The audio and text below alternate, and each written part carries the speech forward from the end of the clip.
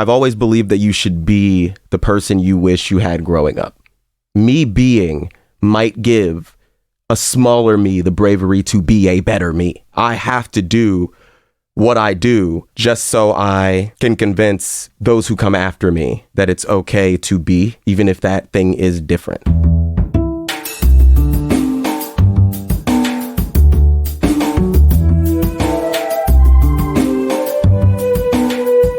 This is Champagne is Also a Band podcast. One songwriter, one song. I'm Sven, your host for a journey into the music of Champaign-Urbana. Recorded in the Blue Box studio with a songwriter from the Champaign-Urbana music scene, past or present. Champagne is Also a Band podcast is proud to be a part of the Champagne Showers Podcast Network.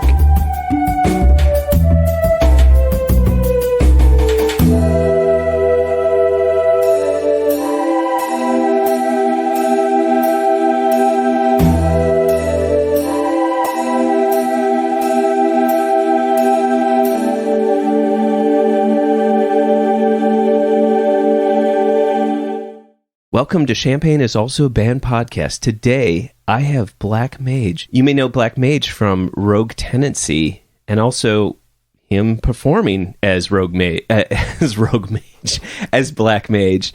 So, Black Mage, welcome to the show. Thank you for having me. Today, we're going to forego the listening to talk about a song that is yet to be written, a battle that is meant to happen, and actually, when this comes out, it will be tomorrow, November 27th. I guess without further ado, let's just start talking about it. I listened to and actually watched on YouTube an earlier rap battle that you had, and that was between you and Homeschool. I'm just curious, so let's kind of dive into how you got into rap battles. When I was real young, like 14, I started writing poetry and music. And then I picked up on battle rap. I was a huge fan of Cassidy. People think I'm crazy for saying that, but I picked up on Cassidy, and I was big on freestyle rap at the time, Ludacris and stuff like that. So that's how I got into it. And it was something different when I was younger. And so I stopped out of high school into college. A decade goes by and battle rap has changed, but I jumped back into the scene to help a guy get the scene started.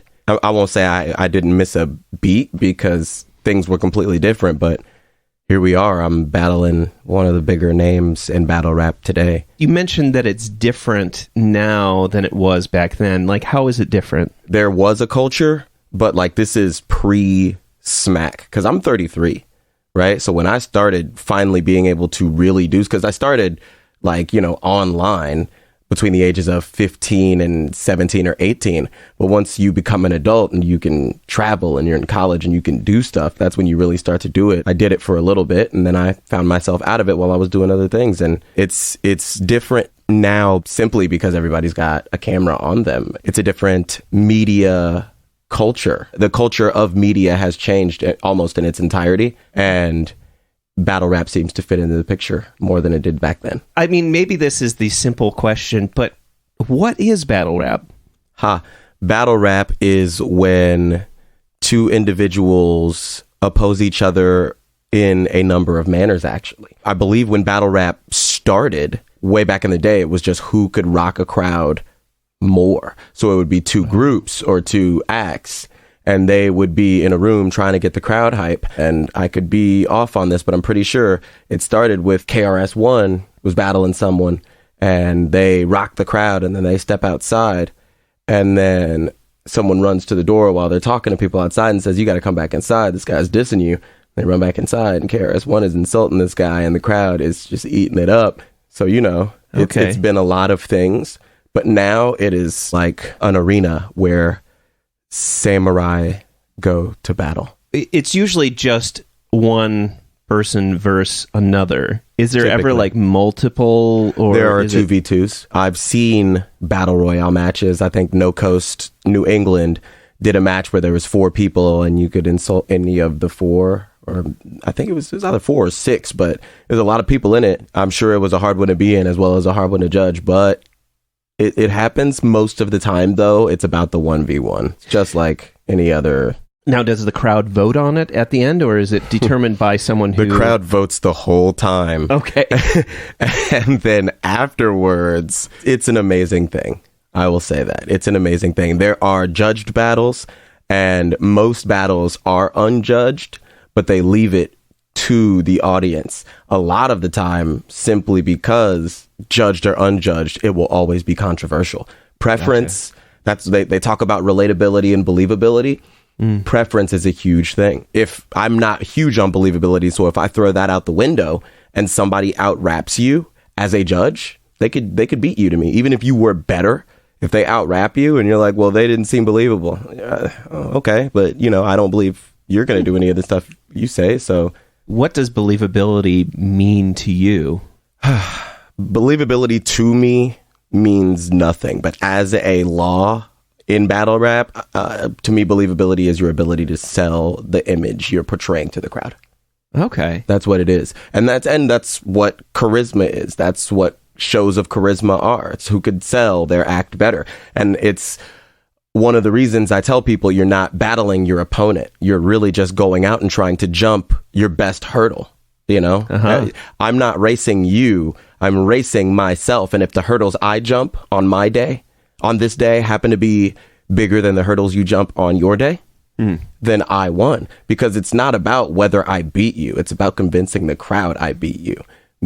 Once you become a fool, a bard, a jester, once you become that as a character, you realize that the only one truly laughing is the fool. So I don't go out to battle my opponent to win to the audience or myself. I go out to jump hurdles. And that's how I win every battle that I step into. Because at the end of the day, it's all objective. I watched your battle versus homeschool. Let's describe a little bit about what's going on, because it's you facing your opponent and you're surrounded by people that are reacting and welcome to the gulag. It's I mean, in some ways it feels so chaotic, and I'm wondering if that is your feeling as well, because in some ways I almost feel like part of the biggest struggle, I mean, from my perspective, would be how do you keep your own wits straight and your words straight in the midst of all of that distraction? Because it's not only are you facing off an opponent that is making their own thoughts about how to defeat you, so to speak, but you've got people that react, some good, some bad. Describe what that's like. Well, it's like public speaking. That's essentially what this is, right? It's public speaking. I have a prepared statement. You have a prepared statement. They may or may not be able to morph, right? Like there are freestylers and there are writers, and there are writers that can freestyle and freestylers that can write. So on any given day, you might be getting 60% writing, 40% what I came up with that day, or vice versa, right? So really it's just I show up, you show up, two bards. They bring their toolkit and they try to paint a portrait of the other person negatively, better than the portrait that is painted of them. And so there are a number of ways to do that. So they break people into sections where there are punchers, where those are people who just have really, really heavy punchlines, real punchline heavy rappers. There are schemers, people who will build up a scheme and then work you through a scheme. And then there are anglers, someone who will take an angle on an opponent or try to paint a specific portrait of this person as a certain way. So like a scheme would be like, I battled K Venom and I did a series of punchlines, but all of the punchlines were related to poisons. Oh my. And okay. So that would be a scheme, whereas an angle is homeschool was a Christian. So I questioned Christianity. This is so interesting. Like, I know that I was going to come into this not knowing a ton. And I knew that I would have a few things that I would be like, okay, that was totally something I didn't expect. But that's something I wouldn't have expected. Like that there are... Well, I mean, I knew that there were strategies, but I didn't think of it in terms of categories. It's almost like if somebody who's never seen baseball before tries to figure out that game. Mm-hmm. What do you do to prepare for a rap battle? That is a good question. And when I figure it out, I will let you know. Okay. Legitimately, one of the reasons when it comes to being a bard, right? Someone who makes art, it requires a certain amount of irrational arrogance. Because in a world full of people who are all good at things, who are you to believe that what you do is any more or less great than another bard, right? Yeah. Millions of people out there. And so what perplexed me for this is that my John Doe's battle, I was planning on getting out early. I was going to freestyle. He would probably win because he would write more and I'd lose. Well, then he got on my nerves. He starts sharing all these pictures and he's talking about me. And I'm like, all right, so I'm not going to lose to this guy. So I show up and I destroy him, right? And then the next guy, Teach, he shows up and he pisses me off, so I'll wipe him out. The third guy beat me, and he beat me because I beat myself. He didn't say anything leading up to the battle, and the other two opponents angering me made me forget that I wasn't there to like win. I was trying to get the scene going. So when this guy who's done and said nothing to bother me is standing in front of me, I'm like, I didn't want to be here in the first place, remember? And now I'm about to take this opportunity to move forward away from somebody who really wants it when people have no idea how little preparation I do for battle rap. When I say I'm a vessel for battle rap, like I don't sit... My typical writing session, every Sunday I go to fight night with my buddy because he's got Fight Island. I do a lot of things throughout my week, but that Sunday is kind of my time. So I'll just go to the fights. And if I have a battle with somebody, at some point, I'll just like pull up an untitled document and just start tapping away at some areas to poke at, and then Fight Island might go anywhere from 2 to 3 hours if it's a short one to like 4 or 5 if everybody shows up and everybody's healthy. And so end of a 2 or 3 hour session, I might have 2.5 verses on accident because I'm so used to doing so many things at once that I can write while I'm watching a fight. Arguably my best performance against K Venom, I wrote in 2.5 hours, maybe 3. The rest was just shaving it down. Like I don't have to go to a place. My brain just understands these things as a concept. Like it understands what it's doing. And my job is to connect with the material that's being fed to me. The hardest part of what I'm saying is learning to believe what I'm saying. Because it's almost like it's not coming from me. It's coming from the force that is hip hop. It's like, you are the only person who can say this at this time and it must be said. So guess who? One of the things that I love about your approach is you approach it with that element of nerddom. You know what it is? I don't approach it from an area of nerddom.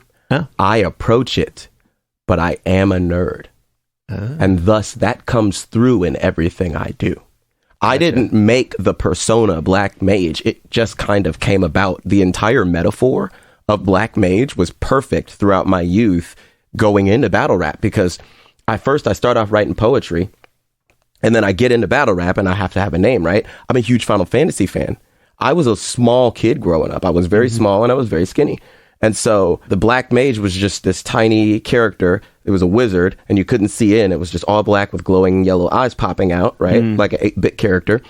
And it had no defense. It was weak, right? But it had crazy powerful magic. It could wipe out a whole party before the party got to you.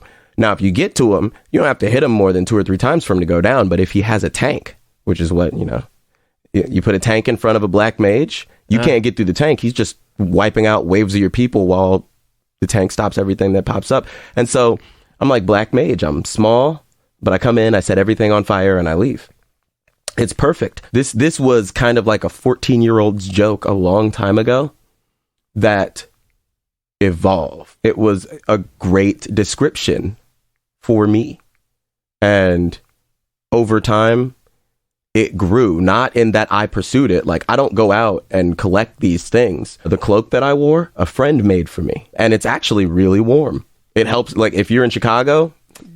Yeah. Oh, yeah. The hat, I didn't get that hat. That hat was acquired for me by a friend during an adventure, right? Like, I was given this wizard hat, and it's actually really cool. I teach at the U of I sometimes, and when I'm in between stuff, I'll go to the quad, and I'll bundle the cloak up and put it under my head. This hat the brim is just wide enough that when you breathe, the air can escape.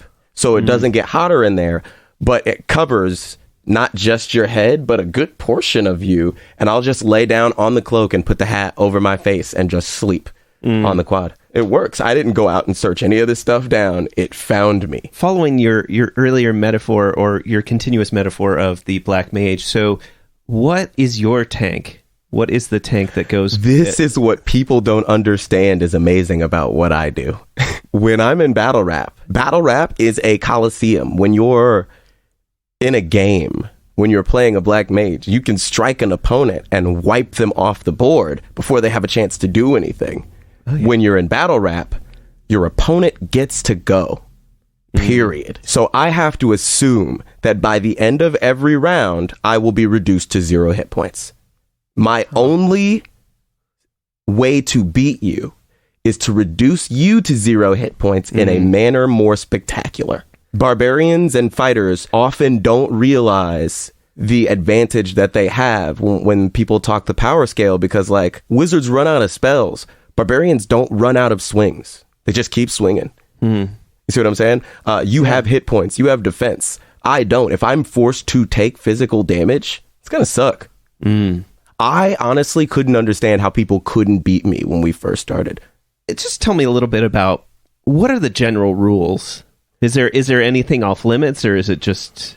Here's the thing, is there is nothing that is off limits, but the culture itself is its own living organism, and you have to deal with the repercussions of what you say in that circle, because at the end of the day, you have to deal with the life outside that circle. And life outside that circle isn't always 100% linked to not only the rules, but themselves. Some people are irrational. You could do something wrong that you didn't even know you did wrong, get hit, and you'll look on Twitter and see everybody on the culture saying, nah, that was disrespectful. He should have known not to look at his phone while his opponent was rapping.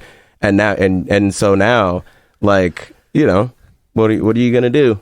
From what I can tell is you're traveling to all these different locations to have a rap battle. In each circumstance, you're walking into a whole set of rules that you may not be aware of. Yeah, there are general rules. I would say general rules to battle rap, right? Most people's attention span falls between 2.5 to 3 minutes a round. After 3 minutes is the point of diminishing returns, meaning no matter how good you are rapping, your returns, it's not as spectacular as it would be because of how much spectacular was before. During heavier battles, you know, you can go up to like 5 minutes, but usually 5 minutes is reserved for a one-rounder, right? So, you know, you agree to rounds beforehand. You might agree to a format. This is a freestyle battle. Everything must be entirely off the top of your head. Or if that is not a parameter, then I would assume that anything goes, which means you could write, or you could freestyle, or you could use a combination. Those are general rules. Also, one rule is something that people are going to say offensive things to you. Right. You must reconcile with that. Now, how you behave is not under law, but you must deal with those consequences. So somebody can say something to you and you can overreact, or somebody can say something to you, you can react, and the culture can have your back. It's a line you have to walk, but you must be resolute when you walk in. I would say you are a bad battle rapper if you don't think that at some point someone will say something to you that you're going to have to steel yourself against.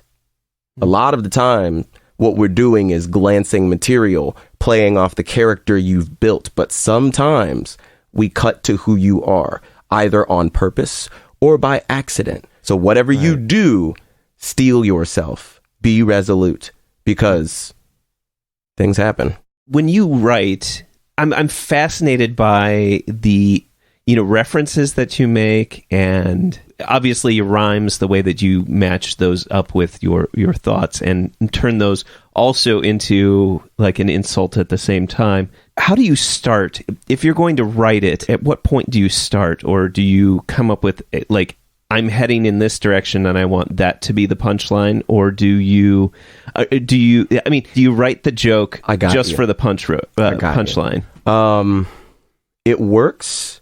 A lot of people that study battle rap will say that I'm a hard person to beat clear. It's usually debatable, and it's because of how I design my attack, right? Because it's a designed attack, but I also have the ability to morph the designed attack. I call it building a molecule. And so I will take a person's, let's say I'll take a person's name, right? Like when I battled Deadbeat, was the last molecule I built, I think. I put his name down on the paper. And then I drew 3 lines. And each round, what did I want the major focus of that round to be? So I thought, what am I going to do?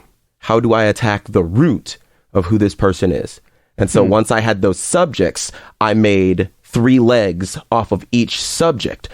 A lot of people can rebuttal in battle rap.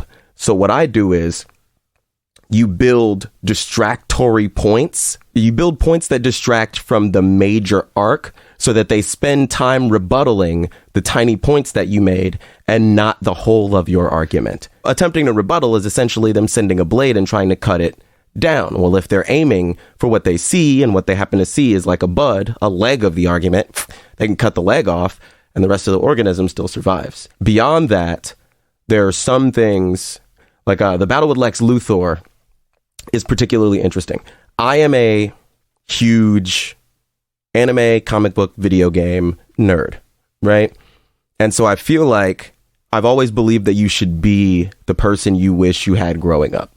Me being might give a smaller me the bravery to be a better me. I have to do what I do just so I can convince those who come after me that it's okay to be, even if that thing is different.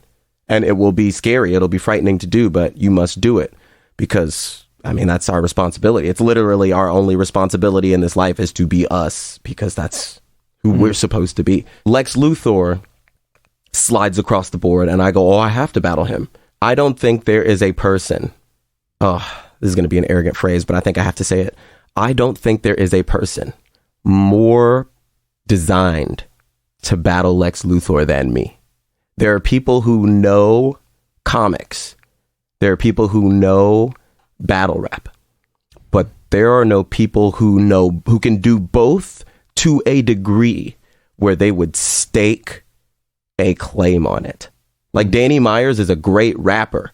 He's also a known nerd. I did an interview with him on a show that I do with another person, and we kicked it back and forth over Street Fighter, right? But when it comes to bars, the culture kind of reigns supreme. What's weird about me being able to just be me is that most people bend to the culture, and I do not bend to the culture. I spent my whole life being different. If you don't want me here, that's cool. But I have something and I think you'll enjoy it. And I think you'll enjoy it more than you will hate me for just being me. So Lex Luthor slides across my desk and I'm like, I have to battle this guy. I'll say this. He's got 8 years of battles stemming backwards. I've studied the first 4 years of those battles.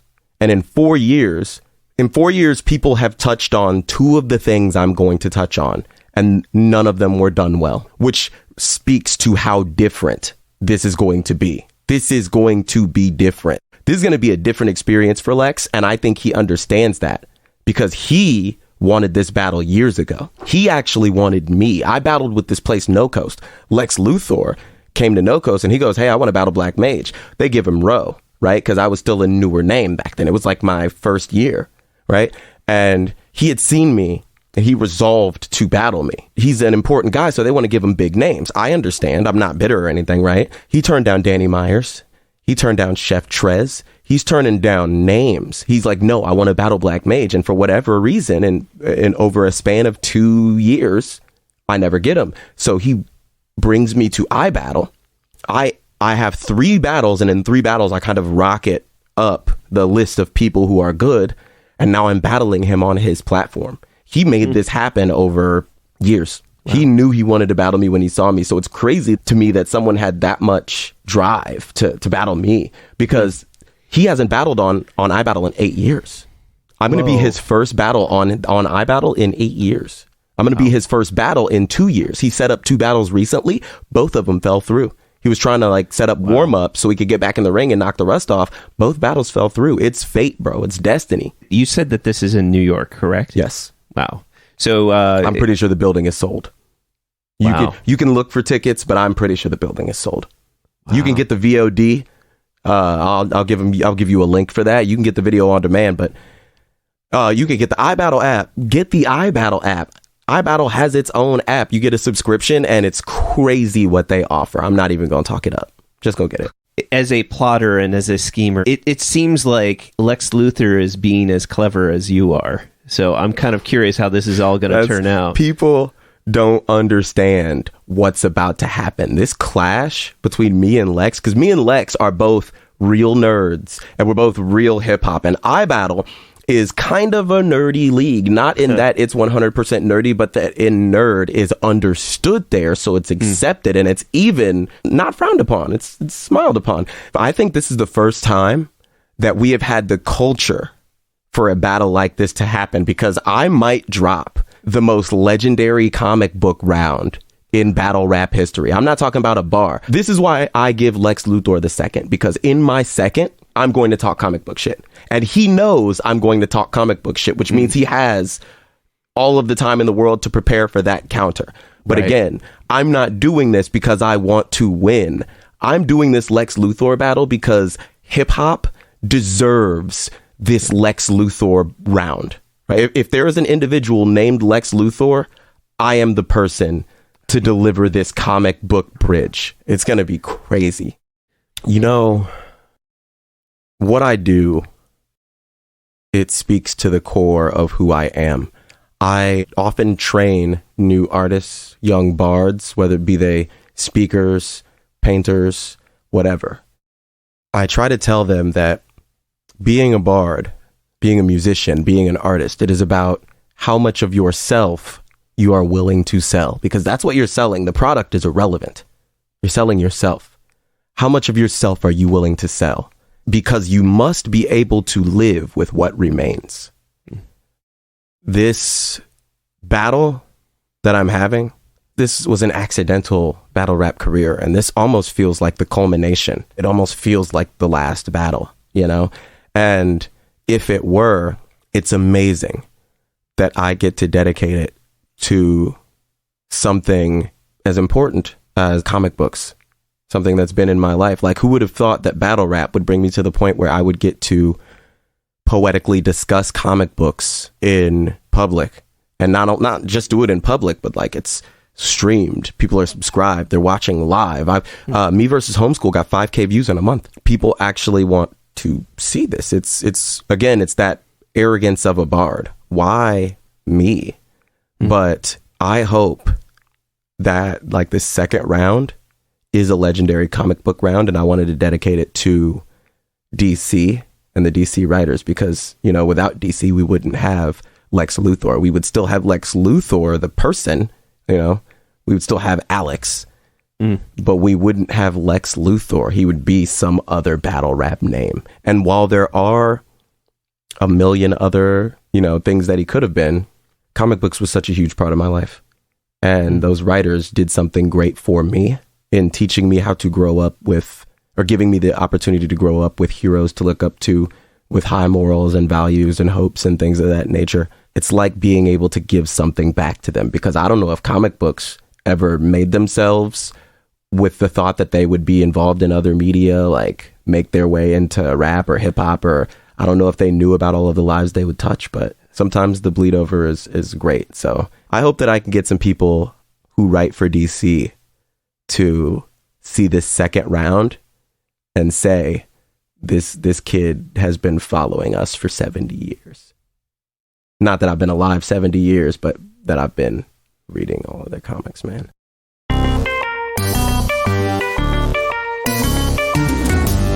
Champaign is also a band. Podcast is proud to support Exile on Main Street. Exile on Main Street, located in the old train station building at 100 North Chestnut Street in downtown Champaign, has been helping to build record collections since 2004. Carrying a wide array of new and used LPs, CDs, and video games.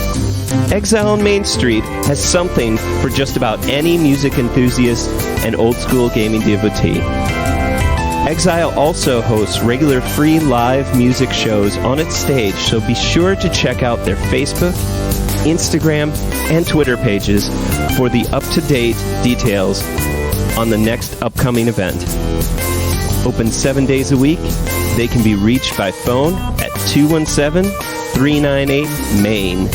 That's 217-398-6246. Welcome back. So, Black Mage. Yes. Do you have a favorite Champaign-Urbana venue? It can be a house show. It could be one that doesn't exist anymore. It could be a commercial venue. Whatever. Man. I gotta say Canopy Club. I have to say Canopy Club. I'm also biased because I used to run Tabletop Tuesday. It was hard to find Dungeons and Dragons games. There were some game stores, right? But like, that wasn't me. I actually got to run a Dungeons and Dragons event weekly out of Canopy. And to me, that will always make that place special. I kind of remember that. So, like, how did that get started? CC Stewart, she bumped into me. She's like, hey, you could run Dungeons and Dragons out of Canopy. She said you could run tabletop games. And I said, I could run D&D. And she said, bet. And then, like, I was like, cool. That was just a bump, right? And then, you know, I get a message. Hey, so this is the night we have for you. And I'm like, oh, this is real. I saw a post that a friend had made. I went onto that post, sourced 30 people, threw all of those names on a document, and then I went through and messaged them all. Threw them all into one chat after I'd messaged them all. The chat whittled down. That chat became the first night of Tabletop Tuesday. Started promoting that kind of online. Ran it for probably 2 years before COVID. I think COVID killed Tabletop Tuesday, not attendance. So was it D&D, or did you do any other kind of games as well? Someone else showed up. They did Warhammer, but mostly I was doing a beginner's D&D game. There were so many people who wanted to get into D&D that didn't know how. And I am a rare breed of good at D&D and also sociable. Those things usually conflict a little bit.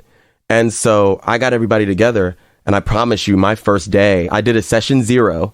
And then I ran a 13-person game of Dungeons and Dragons. It was astonishing to me. So how does that even work? That seems like... You know what? It was actually easier than a normal game because there were so many people that the group elected to stick together naturally.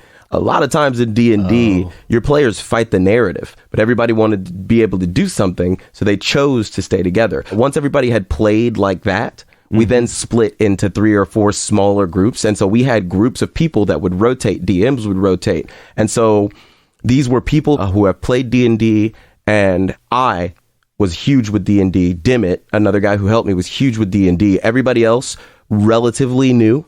And so this was us teaching a new generation of people how to play. And then once they learned, you know, they wanted to try their hand at DMing or be ridiculous, goofy characters, stuff like that. And it was crazy because once Tabletop Tuesday stopped, we actually had house games. Well, I'm going to roll for initiative here and ask you, so when did you get into D&D? Did I use that right? Sort of. That was the only word I could think of. So roll for initiative. Yes. You just started combat, so that's tough. But basically... Well, I guess you didn't start combat. You could start the rounds. I got into D&D a long time ago. It was a very weird story. When I was in middle school, I met a man named Barrick Outlaw. And that is on the record. Barrick, if you're out there, I love you. I met a man named Barrick, and he took me to a single D&D group game, 6th grade. And we were friends for about a year, maybe a year and a half. But, you know, the friendship disappears. Well, fast forward, I'm just out of high school in college. I meet this guy named Tyler Sellers. And he invites me to his D&D group, and I'm forever grateful for that because I knew where I was going to be. In a world where consistency is difficult to obtain, I knew where I was going to be between noon and 10 p.m. every Sunday. There was no doubt up in my mind where I was going to be at that time. Other stuff was fluid. Would I be working? Would I not? I don't know. Am I going out with friends? I know what's happening on Sunday. I'm going out to Sydney and I'm playing Dungeons and Dragons. I then played it from like 19 or 20 to like 26 or 27. The guy who ran it was doing too much and going through too many health problems for us to like keep going continuously. And then 2 years later, one of my friends the only other black person I had played D&D with up until this point. He comes to me and he goes, hey, I've been watching this guy, Dan Harmon. He has this thing called Harmon Quest. Yep. I wanted to try D&D. My girl bought a kit. We're not good. I was like, I got you. I took the kit, looked at it. I was like, I can do better. And I just created this world for them. And the world that we run at Tabletop, the world that I still run for multiple people, called Tower City, is my Tower City Adventures is my thing that I run. But, I also have a whole world. But Tower City is like the focus, the major city for where I run from. And that world I've been working on that world for a decade now. Wow. It's kind of crazy. I have a lot. I have characters. There's history. There's lore. Players have affected the world in such a way that things that players did years ago affect new players. Because every time I play through a generation, it adds to the story of Tower City. I know that I'm going to be switching gears a little bit here, but I really think it's something important for people to reflect on and think about is, and we can apply this to a music scene as well as a gaming scene, is like, what to you makes a good community? Understanding. Understanding makes a good community. So much of this world is confusing. I live my life by a rule called the 30-30-40 rule, where I say 30% of men, just trash. 30% of women, just trash. 40% of people, confused pack creatures following the closest thing next to them. So at any given moment, you can have a catastrophic error of margin, right? Like, you can just have a large group of people doing the absolute wrong thing. Why? Because, one person was an idiot and the rest of them followed that idiot. They're not bad people. People forget that the other half of nature is nurture, right? People don't just appear and then become. They are made. I think what makes a good community is understanding, because as long as you never forget that most issues come down to misunderstanding, you can survive as a community. But the moment you forget that we're supposed to be trying to understand each other and not railroad each other, the moment you forget that, that's when the community is lost, because it's only a matter of time before the mob comes for you. Mobs don't listen. People forget that a person is smart. People are not. Because people is multiple persons thinking they all understand the same thing the same way. Nope. If I say freedom and you say freedom, that might mean two different things. But me and you can get together under the banner of freedom and work towards a goal, and then get to the goal and realize that now we have to fight over the fact that we misunderstood a small but key piece of understanding. So everything that we built together is destroyed by that small piece that is somehow beyond our reach of understanding, of hashing it out with each other. There are a lot of good communities out there for battle rap, but I think iBattle and No Coast have incredible communities because they are so accepting of whoever, and I think that's why they saw the explosion of talent that they saw, is because they were willing to give people a chance to be themselves, realizing that anything can be spectacular. People talk about relatability. One of my favorite lines is from Talib Kweli in I Try with Mary J. Blige. He had a line that affected me at a very young age. He said, although we speak in different languages, we're all pretty familiar with what anger is. Our understanding goes so far beyond speech. We are, and a lot of people will dispute me on this, but they're just being well technicallys. Humans are the only thing on the planet capable of complex verbal communication. We must behave like there's a reason for that. And people talk about dolphins and people talk about all sorts of animals, but we took speech to another level. We really did. So we have to behave like there's a reason we can talk. Even in the midst of the current coronavirus pandemic, the Jubilee Cafe is continuing to serve packaged, home-cooked meals free to all every Monday evening, 5 to 6:30 p.m. Meals are available for pickup outside the 6th Street door to the Community United Church of Christ in Champaign, Illinois, 805 South 6th Street. Jubilee Cafe's mission remains the same. Feed hungry people by cooking healthy and delicious meals.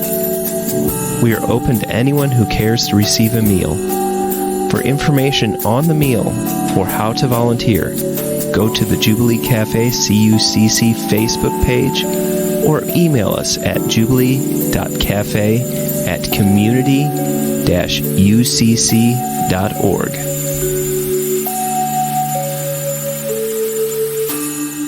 Welcome back. So, Black Mage, what is your favorite non-musical thing or things? It's tough. It's going to be it's like a two-way tie, three-way tie between video games, anime. Oh my goodness. Video games, anime, comic books, skateboarding. Oh, wow. Those are the things that I would boil it down to. Do you have a favorite anime series? The favorite is so tough because Ninja Scrolls will always have a special place in my heart because it's what got me into anime. It was like the first thing that I saw. I was real young. This was before Adult Swim, you know. Full Metal Alchemist is up there. Cowboy Bebop is up there. But low key, My Hero Academia is making a strong play. My Hero Academia and One Punch Man both made strong plays. Not necessarily for the story, but for, Yu Yu Hakusho might be my favorite. How about that? Yu Yu Hakusho might be my favorite. So what about what makes it your favorite? Is just like storyline, the animation? I've watched a lot of anime in my life, and there are few anime that have moments in my life where I can remember where I was when I saw them. Right? I've watched a lot of Cowboy Bebop. There is no Cowboy Bebop moment. I remember it as a blur on Adult Swim, and then I had it on DVD. I had the collection, right? But it didn't ring like with a place.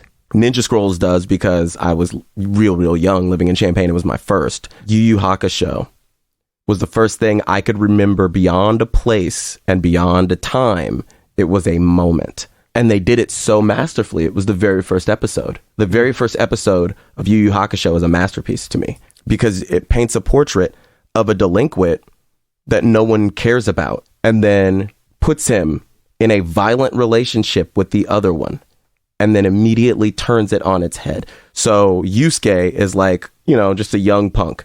He fights, gets kicked out of school, does what he wants. There's one girl that likes him, that can talk to him and stuff like that. There's this other kid, Kuwabara, who's just like a punk from the same school or a different school nearby. I can't remember. Yusuke beats everyone up that tries to fight him. And this kid's like 13, 14, and the man got hands, right? So Kuwabara has a little gang, and he wants to run down on Yusuke, and Yusuke always beats him up.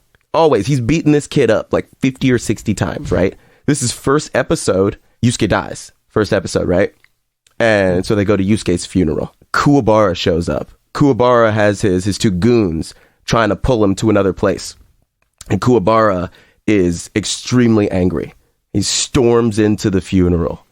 And he's storming up to the casket with his friends trying to drag him off because he's screaming at Yusuke because he's angry. He says, who am I supposed to fight now? Like, his heart was broken. And it was this guy he fought every day that he was supposed to not like and have no respect for.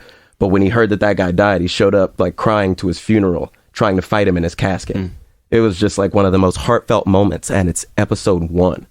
I was like, okay, that was a crazy important way to make someone care. Sorry to bring it all back around, but that sounds a lot like rap battles, right? Right? Like, yeah. Yeah. I mean, the whole nature is about fighting each other, but in some ways there's a respect. Yeah, you build relationships with fighters because you have seen something that not everyone has seen. It's an experience. Just like fighting, battle rap is an arena because emotional battery is real. Like, emotions are very real. And so you sign up to just kind of be screamed at. These are the worst things people can think of. And large amounts of people are enjoying it being said about you. That is a weird place to be emotionally, But the fool, again, learns that the laugh comes from finding the meaning in everything. This is all a comedy. If all of this is what it is, then that's hilarious. You know, no matter what you believe, if you believe in creationism and all of this was made and this is what we got, that's kind of funny. If you're an atheist and you believe strictly in science and the Big Bang happened and that randomly we got here, that's hilarious. Huh. So just don't root yourself too close to the picture. Remember that you didn't control the picture. You get a very small portion of the outline of yourself. Because ultimately, the world, fate, destiny, they play a larger portion in our existence than we do. You know, where you are born, the first 18 years of your life is important. It's shaping. And nobody chooses where they're born. And people can talk about the choices that we can make and the actions that we can take when, you know, things are put in our hands. That's all fine and well. But you're not even responsible for the actions you take and the choices you make until well after 7 years old when you're rooting to the world. Do you have a favorite comic book series, or are we going to get into the whole, DC versus Marvel? Or I morphed through life. I've had, among my favorites, Captain America was my favorite for a while. Hawkeye was my favorite for a while. Silver Surfer, Spider-Man, Batman, Molecule Man, Doctor Doom, Wolverine, Venom, Elektra. I've had many favorites, right? But I wasn't really that. I'm an issue guy. Like, I like stories. I can love your character and hate your story. Miss Marvel did that. I collected nearly every Miss Marvel run, and I can like your character and hate your stories. I wanted to like Miss Marvel so bad, but there's a reason it's the most rebooted comic book in history. To me, there are stories that transcend favoritism.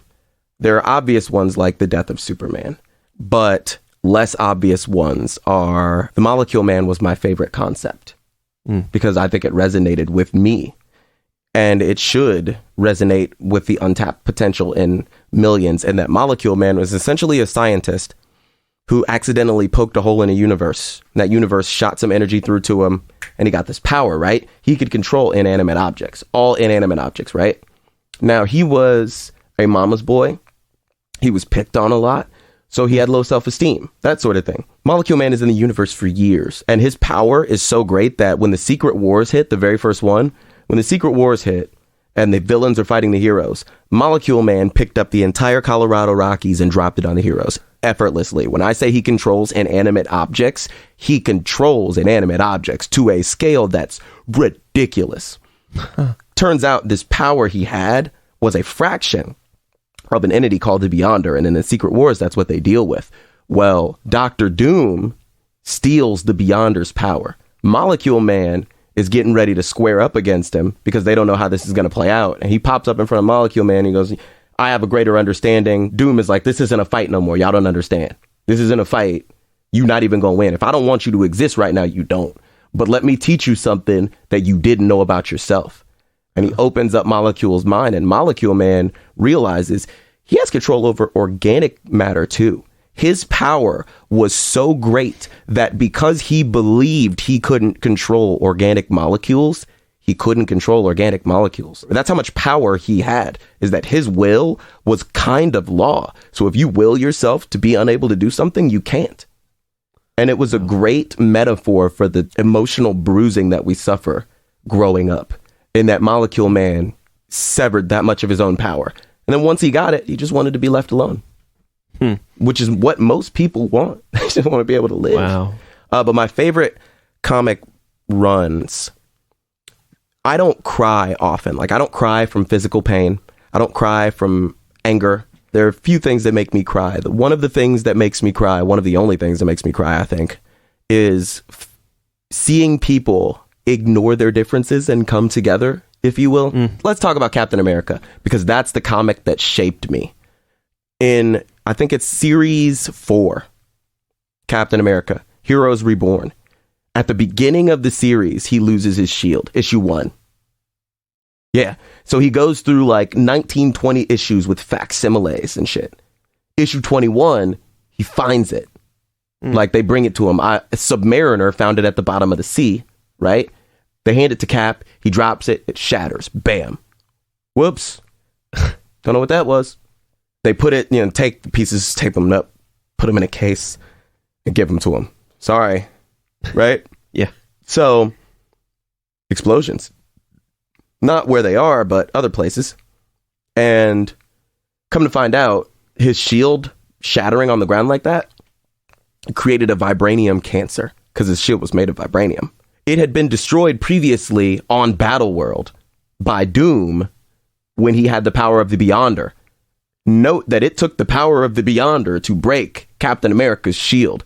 The only things that really have broken Captain America's shield in mainstream continuity up to like a certain point was like Thanos with the Infinity Gauntlet and Doom with the Beyonder's power, right? So they were in a place where they were supposed to get their wishes, and his only wish was that his shield was fixed, and it was fixed. Well, when it was put back together, one molecule was out of alignment, and that created a slow cancer that had started building over the years.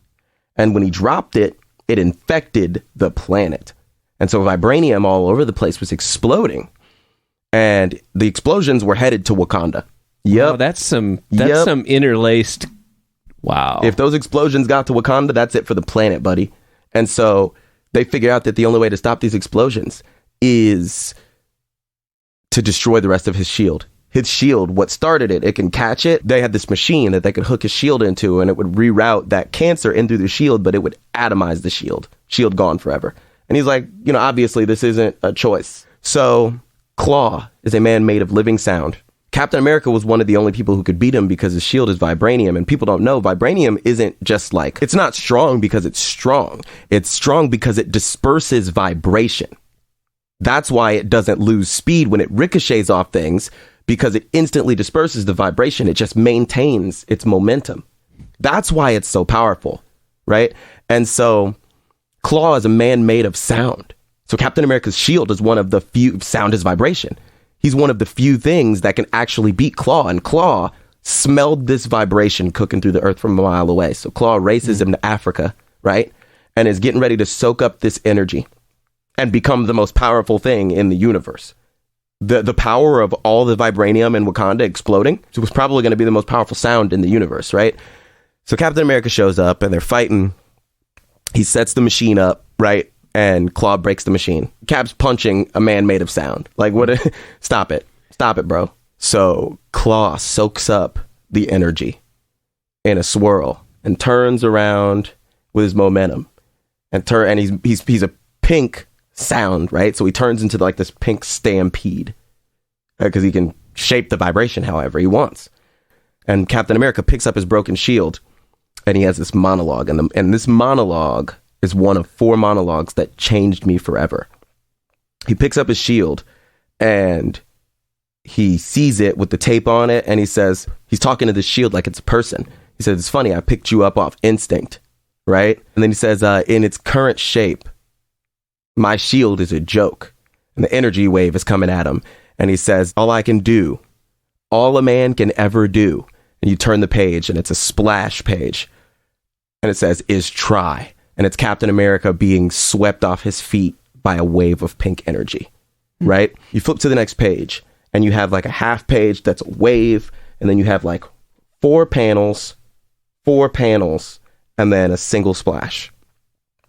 And it's so important, I still remember most of the monologue, or at least the gist. It says, "The onslaught hits Captain America like a runaway moon and doesn't stop. It is the loudest sound in the world, and it is Captain America's death cry."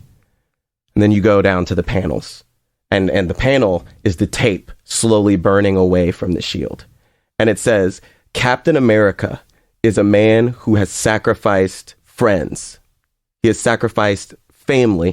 He has sacrificed everything he cares about at one time or another. It comes with the job. He's never expected anything else. It doesn't surprise him. Nothing surprises him. Except to learn." And as you get to the last 2 panels, you see Captain America say, my God. And then the last 2 panels, it says, "Nothing ever surprises him, except to learn that for all that life takes away from you, occasionally it gives something back."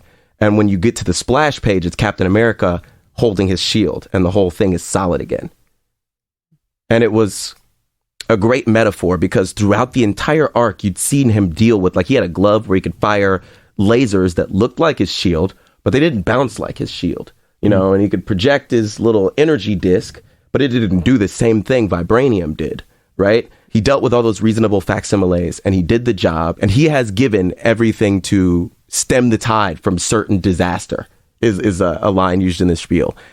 And it's interesting because he is a man who represents being greater than the sum of your parts, because he doesn't have supreme strength. He has super strength, but, you know, just for a human, he's not extra fast. He's faster than a human, right? But then he has a shield that does one thing strangely.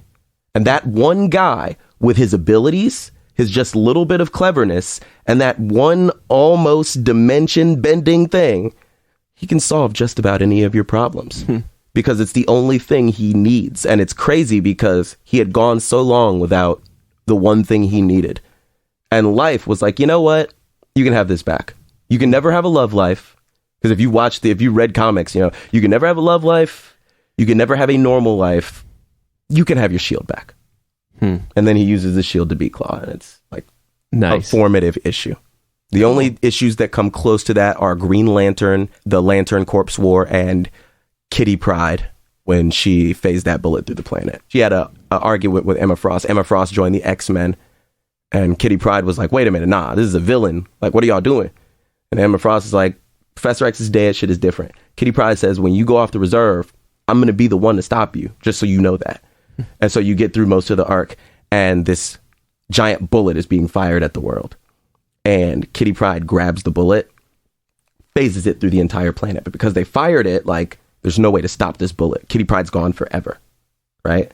And so Emma Frost is in her mind. She's talking to her. She goes, you know, it wasn't supposed to be like this. It wasn't supposed to be like this. I really wanted to do better. And she goes, yeah, I know. I was the one who was supposed to stop you, remember? And Emma Frost says, you know, I can put you somewhere that you don't feel this. And Kitty Pryde says, no, I want to see this one through.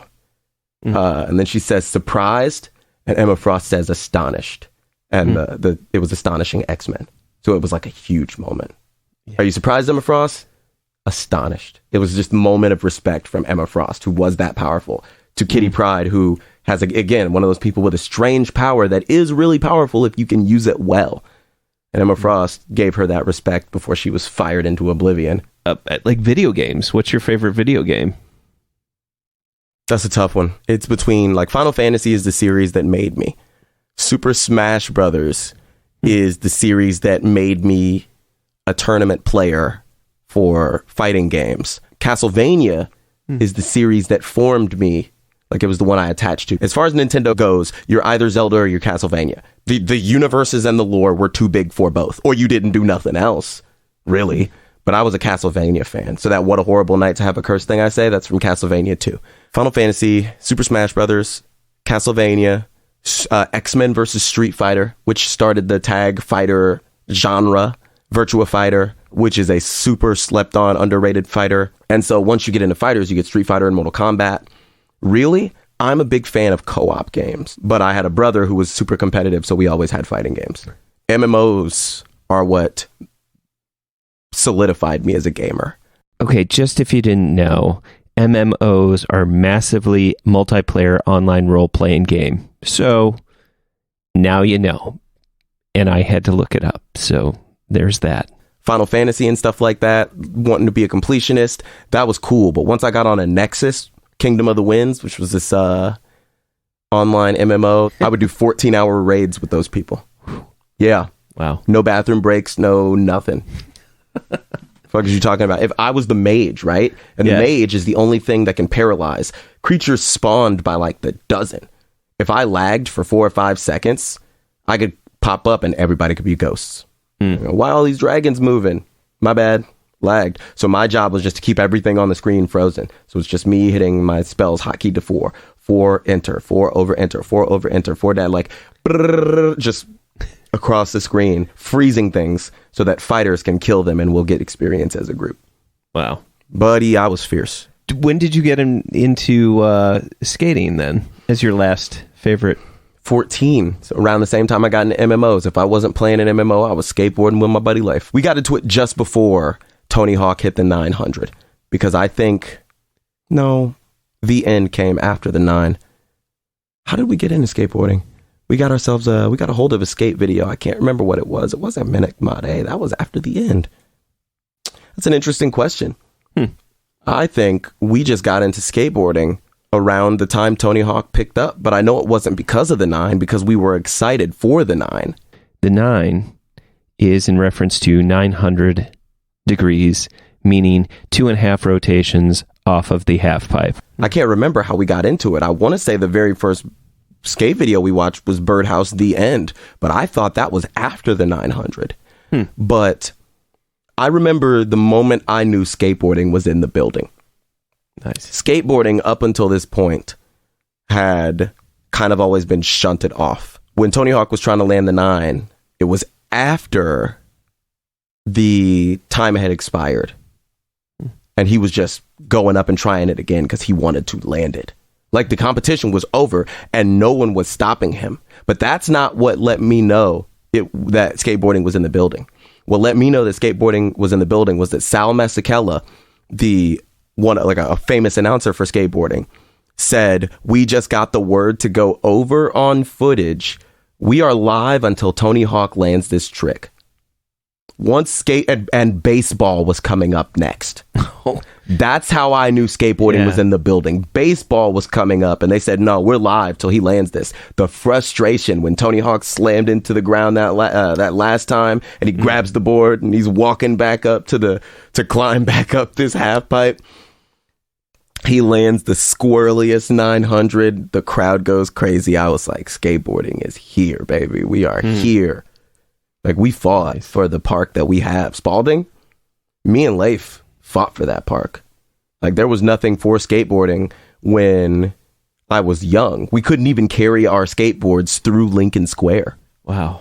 Yeah. And that was crazy because we're like, there's no bike racks outside for skateboards, right? If I ride around on my skateboard, what I'm supposed to do if I want to walk into Lincoln Square? Well, you can't have a skateboard in Lincoln Square. Okay, bet. It was really real. Black Mage, thank you for being on the show and chatting with me about your upcoming rap battle, you versus Lex Luthor. I've really enjoyed having this conversation, and I appreciate you coming all the way out here. Thank you so much. Thank you for having me. This was an enjoyable conversation, and I'm excited to see how this all plays out because I didn't think I'd be here. Here I am.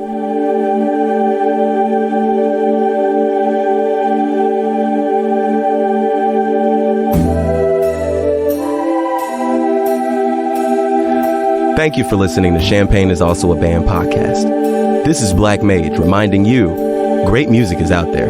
Go find it where you live.